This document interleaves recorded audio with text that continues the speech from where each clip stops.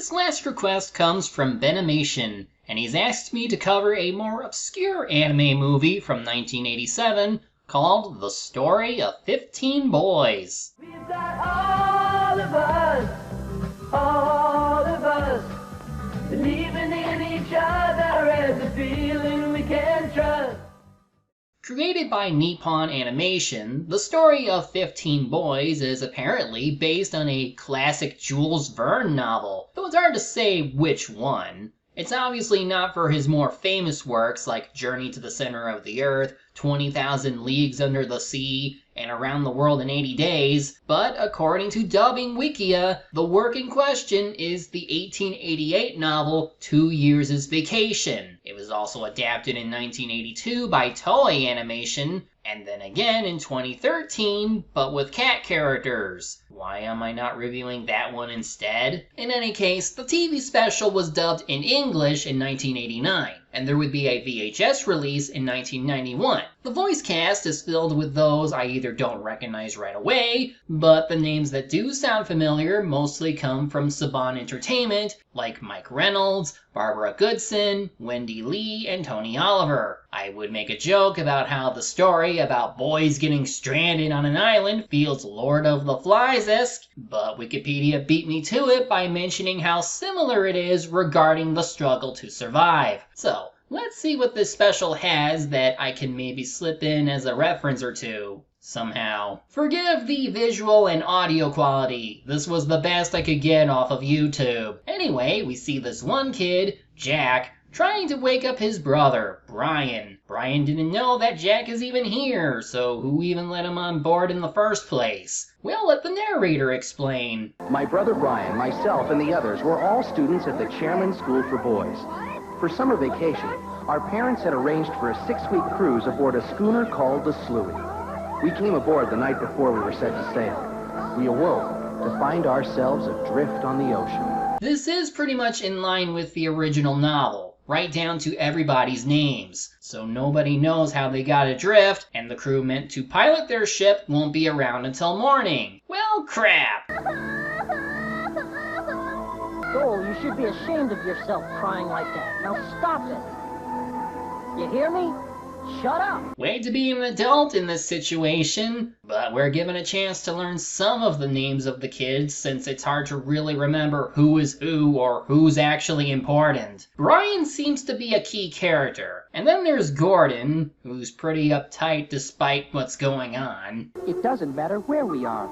I believe that the Chairman's School uniform is appropriate for any occasion whatsoever. Next we have Moko, who serves as a cabin boy for the ship. Next is Casper, who's sound asleep, and the other boys don't think he's going to be all that useful. Yes, he'll be the piggy of the story, especially since he's also fat. A little bit. So Brian is in charge, and he tells everyone to raise the sail. Besides Moko, there were 13 names on the passenger list, but mine was not among them. You see, I had lied to my brother and had snuck aboard the Slooey against my father's wishes. I was determined not to miss out on the fun my brother Brian and the others were sure to have. But now, I was beginning to wonder if my father had been right after all. Turns out he was right. The adults find that the mooring line was undone, but who exactly caused it will remain a mystery for now, since it's more important to go look for the boys. A storm is brewing, but through the power of shonen, they cooperate and survive the ordeal. It's at this point where the adults figure out how the ship got loose. I believe it was my son who untied the mooring lines and set the boat adrift. Your son? But Brian wouldn't do a thing like that. Jack. I was speaking of Jack. Say what? So, I guess rather than get caught, he purposely set them loose so they can have an adventure? They'll probably die before they find it. Sure enough, the mast breaks during the storm. But then another ship is nearby, so the kids try to get its attention. No amount of yelling, dog barking, or trumpet playing works though, and the tide ends up sweeping them up. I do like how some self-made book illustrations blend in and look like something out of the novel. Too bad the video quality I have is crap. 3 days later, the storm passes and Casper finally wakes up. Has he been sleeping for 3 days? The ship then comes across a deserted island. In the novel, they only found the place after 22 days. Guess the movie didn't want to get too dark by showing the kids starving. Besides, we need to lighten the mood.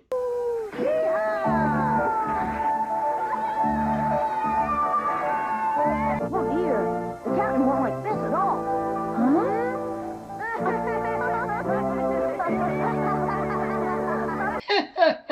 We're all gonna die out here. The boys pretend to sound as if they've been in this situation before. They get a lay of the island to see if it's part of a continent or not, but then they also say this. The best thing would be to fire a shot. What for, Donovan? If anyone lives around here, they'll come to see who fired it. And they might bring their own guns and try to attack you. Besides, if you're gonna use a gun, at least save it for hunting. The kids then find a cave to explore. Of course, the only things there are bats.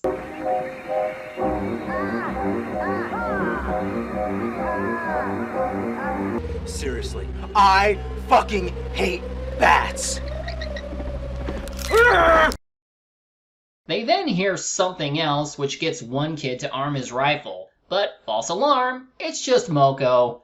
If they were all adults, this could have ended differently. Jack better not get separated either. Oh!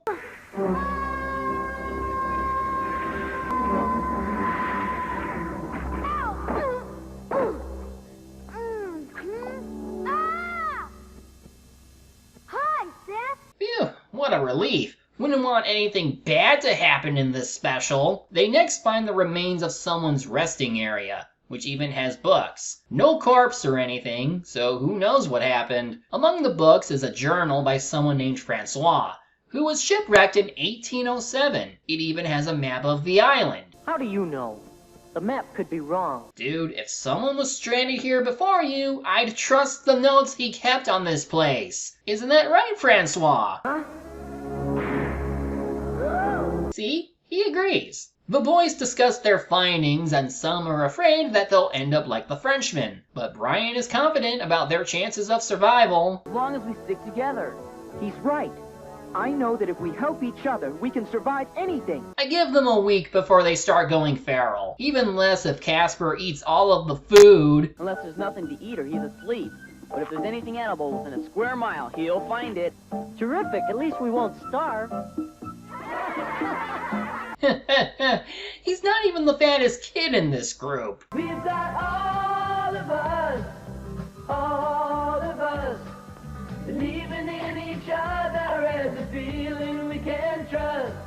The clouds are gone, the sun is shining down for you and me, because all of us is all we need. Yes, but have you considered that this island might have a pig god with flies dancing around it and whatnot? Who will be the first to join the death cult? So using what's left of the ship, the kids build a network of tree houses. And to further show how dumbed down the story is for children, the dog gets a fish instead of a duck that the kid was trying to shoot. And after another kid uses a bow and arrow, Casper uses the arrow to make mushroom kebabs. He nearly got hit by one, yet it's funny how he eats with it. Although, seriously, did these kids work in construction sites before all this? Maybe it's in the book, but I don't know. When does the actual adventure aspect begin? Anyway, the kid with the rifle, who's named Donovan by the way, is starting to gripe with Brian about being the leader. So he and his cousin, named Cross, are going to strike out on their own. Guess he's the Jack for this Lord of the Flies story. Anyway, Donovan walks around to see if he's actually on an island. The dog then senses someone, but turns out it's just Casper. What'd you want to follow us for? Because I want to be just like you. I want to be as brave as you are someday. You'll teach me how, won't you? Oh, sure. When Donovan said he could come along, Casper was thrilled. He looked up to Donovan the way I looked up to my father, who I missed very much. Clearly not enough if you're willing to endanger everyone for some crazy boating trip. Seriously, we get a flashback of him begging his father to let him on the boat trip, only to be turned down. Why? He's not any younger than the other kids. Also, why could he join his brother in the same school but not the boat trip? Moving on, they find the highest hill and see that, yes, the map left behind is accurate. I mean, they should have trusted it to begin with, as the kids didn't have any other information to go on. Brian tries asking Jack about how he convinced his father to go with them all, but Jack doesn't say anything. He knows what he did. As for Donovan, he's just becoming pettier when he hears some of the new rules that are there to help him survive. I'm tired of you and your rules, Gordon. How'd you like it if we made a rule that nobody's allowed to wear neckties? So, we gonna have a bear show up next? Nope. Instead, the kids give Francois a proper burial. One of the kids even offers a prayer for him. Our Lord which art in heaven, hallowed be thy name. That's the Lord's Prayer, not a funeral service. Well, you see, that's the only prayer I know by heart. Sorry. Iverson, I think God's smart enough to know what you mean no matter what words you use. It's the feeling that counts. Donovan's group complains about the grave being near their hut, but their hut breaks down anyway, so the other kids laugh at them. They actually help out with building the thing, because while he's an asshole, they're not in any immediate danger or anything. But once fall rolls around, everyone's supplies start to dwindle. The kids start arguing more until the next major plot point, because they gotta pad out this hour-long movie somehow. It starts when the kids find a message in a bottle. What's it say, Donovan? Be sure to drink your Ovaltine. Son of a bitch. Actually, it turns out to have been a help message from Service, who's trying to get help from the outside. He wrote it with a girl's voice and style because I thought help would get here faster if whoever found the message thought it was from a girl. well, after Jack dreams about everyone growing old and dying, with strange cutout graves, he admits to Donovan about what he did. Donovan obviously reacts poorly to hearing that, but he then admits that he would have done the exact same thing in Jack's position because of his pride. The next day, the other kids learned that Jack was hurt because of Donovan, who then comes out to admit that he cut the line to the ship. Why is he taking responsibility for what Jack did? I wonder what my dad was like. You see, I never knew him. He died just after I was born. Oh. Well, if anything, it'll be easier for Jack to make up with his own father later. Anyway, the boys catch a Nandu and then decide what to do with it. Some want to eat it, but another thinks of training it as an animal to ride on. Sounds silly, but the cover of the novel shows this, so I guess that clicks. Back on land, the adults find what remains of the ship that got dislodged from that collision with the steamer earlier. They all think their kids died and are now out of ideas. Winter comes and the kids argue some more over their low food supply. They think of killing the Nandu, but the boy caring for it tells everyone else that they'll have to kill him too if they do that. But before more conflict breaks out, everyone learns that Donovan and Cross went out hunting and haven't come back. Things look bad until the next morning, when those two come back with goats. When I found them in that cave, I decided I had to bring them back. Now we can have milk and butter and maybe even start our own herd. They're wonderful. Thank you. Well done, Donovan. We're all thankful, but you should never have gone out by yourselves in that storm. We were out half the night looking for you. Shame on me, I've gone and broken the rules again. Now we've got plenty of fresh milk, thanks to Donovan's goats.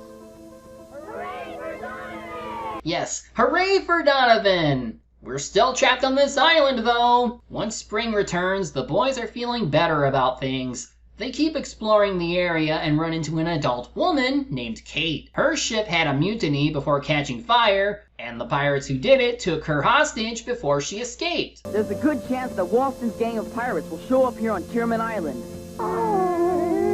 Now then, these pirates have committed a horrible crime and Kate's the only witness.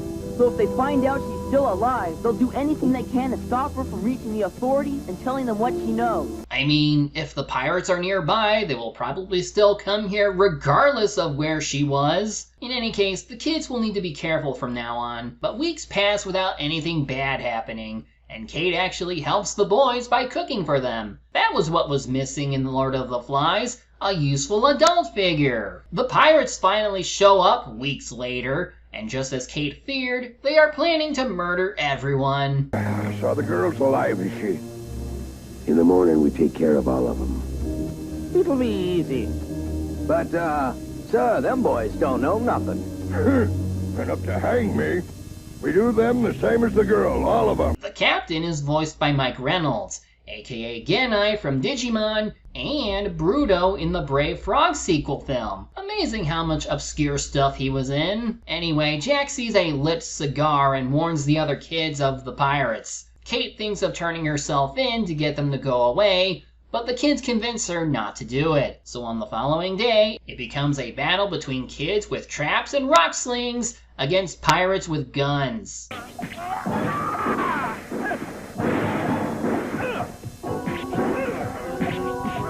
It helps that the pirates are idiots who can't shoot a gun to save their life. Seriously, why are you chasing someone when you have a ranged weapon? Still, this is probably the most amusing part of the movie.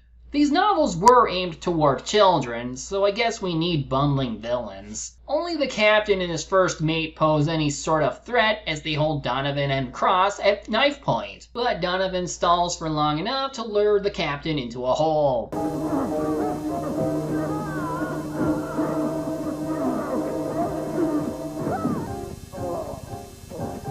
Holy crap! Blood! And the captain is still holding a knife. How will they ever get out of this one? It's going.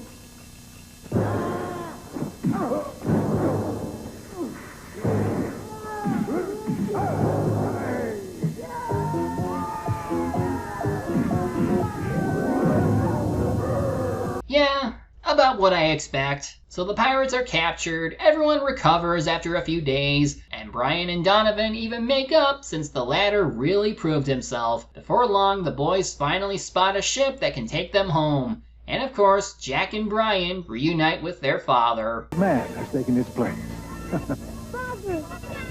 That was the happiest moment of my life. Naturally, everyone wanted to know all about what had happened. The journal that Service had kept so faithfully was published and reprinted in many different languages. In a few years, I hope to become a professor. But no lesson I'll ever teach will be as important as the lessons I learned on Chairman Island. Well, that was fun. Sorta. But there wasn't a whole lot of adventuring in this adventure story, though. They get lost at sea for a bit, get shipwrecked, before settling on an island and fighting some pirates. The novel cover oversells the excitement, and then the special trims out whatever is left that could be dangerous. But that's just speculation since I never read the novel, or even seen the Toei adaptation. So in the end, it's fine as a children's film, and even the dubbing is pretty good for its time. I wish I could have found a better quality video, but that's just how it is. Officially, that takes care of the Patreon requests. But stay tuned for when we finish the rest of Valkyria Chronicles 4. I'll see you then.